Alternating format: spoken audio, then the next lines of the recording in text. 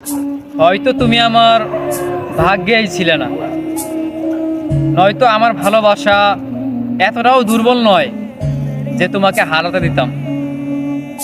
আমি তোমাকে এতটা কম ভালোবাসিনি যে ভালোবাসায় আমি তোমাকে হারিয়ে ফেলবো।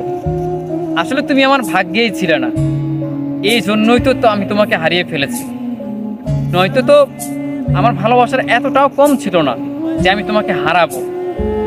আমার এত অসীম ভালোবাসা তোমাকে আসলেই ধরে রাখতো, তোমাকে আসলেই আমার করে রাখতে পারতো। হ্যাঁ, চাইলেই আমার ভালোবাসা তোমাকে কখনো হারাতে দিত না। কিন্তু ওই যে তুমি আমার ভাগ্যেই নেই।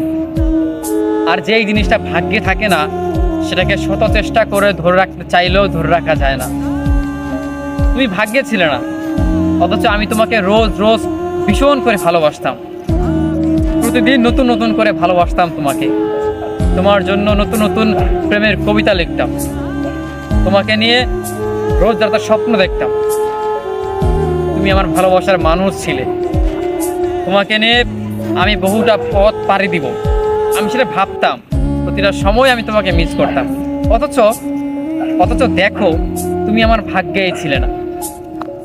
সেখানে আমার ভালোবাসার কোনো কমতি ছিল না। আমার ভালোবাসা এতটাও দুর্বল নয় প্রিয়, আমি তোমাকে কম ভালোবাসিনি। দেখো, আজকে বিচ্ছেদের বহু বছর পর, অথচ তবুও আমি তোমাকে ভালোবাসি।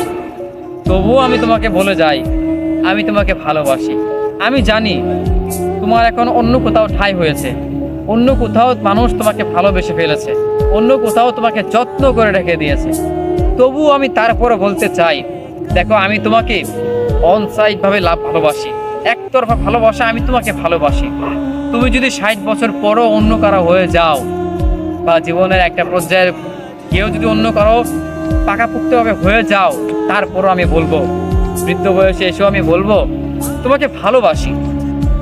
তোমার রূপের মায়া আমি পড়িনি, আমি তোমার এমনিতেই মায়ায় পড়ে গেছিলাম। তোমার চেহারা দেখে নয়, তোমার আমি সৌন্দর্যের মায়ায় পড়িনি, আমি আসলে তোমার ব্যক্তিত্বের মায়ায় পড়েছিলাম, যা আমি তোমাকে এখনো ভুলতে পারিনি। আসলে তুমি আমার ভাগ্যে ছিলে না। আমার ভালোবাসা আকাশ পরিমাণ অসীম ছিল, যা তোমাকে ধরে রাখতে পারে।